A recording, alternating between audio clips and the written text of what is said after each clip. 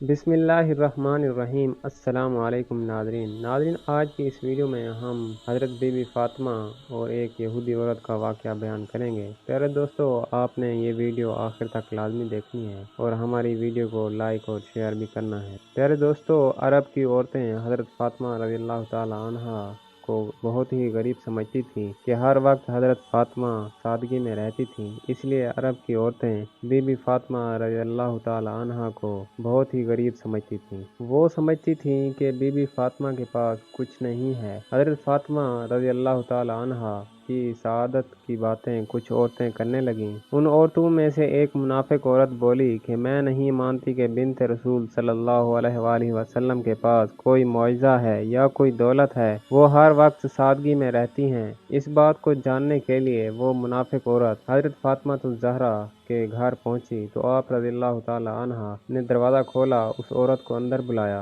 घर में बिठाया तो वो औरत बोलने लगी, ए बिन्त रसूल, आपकी सखावत के चर्चे सरेआम हो रहे हैं। आज मैं भी चाहूँगी कि आप मुझे भी कुछ दिखाएं। हज़रत फ़ातिमा रज़ियल्लाहु ताला अन्हा फरमाने लगी कि अल्लाह ने हर इंसान को वो अता किया है जो उसके लिए बेहतर है। बीबी फ़ातिमा रज़ियल्लाहु ताला अन्हा फरमाने लगी, ए औरत, वो नेमत देखो जो अल्लाह ने तुम्हें जिस्म की सूरत में अता की है। इन नेमतों के आगे दुनिया की दौलत कुछ भी नहीं है। वो औरत बीबी फ़ातिमा रज़ियल्लाहु ताला अन्हा की बातों पे हंसने लगी और कहने लगी कि मैं आपके घर में दौलत देखने आई हूँ कि आपके पास कितनी दौलत है। वो औरत कहने लगी, आप मुझे कोई दौलत या मुआवजा दिखा दें तो मैं मान जाऊंगी कि आपका बाबा अल्लाह का रसूल है और आपका खानदान सच्चा है। हज़रत फ़ातिमा ज़हरा रज़ियल्लाहु ताला अन्हा ने फरमाया कि वहाँ पर मेरा मुसल्ला रखा है जिस पर मैं नमाज पढ़ती हूँ, उसको हटा कर देखो तो तुम्हें तुम्हारी मुराद मिल जाएगी। वो औरत जैसे ही सैयदा फ़ातिमा रज़ियल्लाहु ताला अन्हा के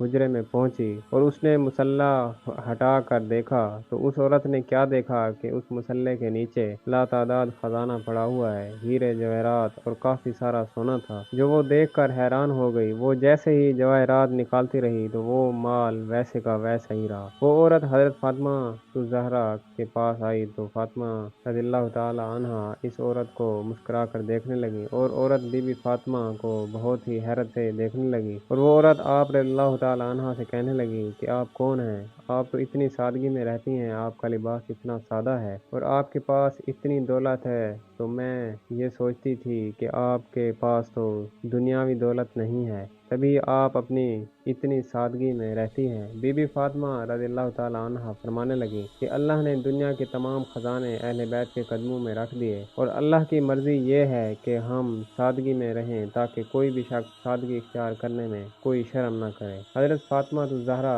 फरमाने लगी कि इस दुनियावी दौलत का तो आखिरत में सख्त हिसाब देना पड़ेगा। जैसे ही उस औरत ने आपका मुआजिज़ा देखा तो वो कदमों में गिर पड़ी और वो औरत रो कर कहने लगी, ए रसूलुल्लाह सल्लल्लाहु अलैहि वसल्लम की प्यारी बेटी, मुझे माफ़ कर दीजिए, आपका बाबा अल्लाह ताला का सच्चा रसूल है। मैं इस बात को तस्लीम करती हूँ कि आपका घर और आप अल्लाह के बहुत करीब हैं और मैं आज ही इस्लाम कबूल करती हूँ। सलाम हो रसूलुल्लाह सल्लल्लाहु अलैहि वसल्लम की प्यारी बेटी की सखावत पर, जिसको कुफ़ार भी देखकर मुसलमान हो जाते थे। बीबी फ़ातिमा ज़हरा के पास जो कुछ भी था वो आपने अल्लाह की राह में दे दिया और अपने पास कुछ भी न रखा। बीबी फ़ातिमा रज़ियल्लाहु ताला अन्हा अपने घर के सारे काम अपने हाथों से करती थीं, बच्चों की परवरिश भी करती और घर में सारा दिन चक्की में आटा भी पीसा करती थीं। आप रज़ियल्लाहु ताला अन्हा हर वक्त सादगी में रहती। एक औरत आप रज़ियल्लाहु ताला अन्हा के पास आई और कहने लगी, ए बिन्त रसूल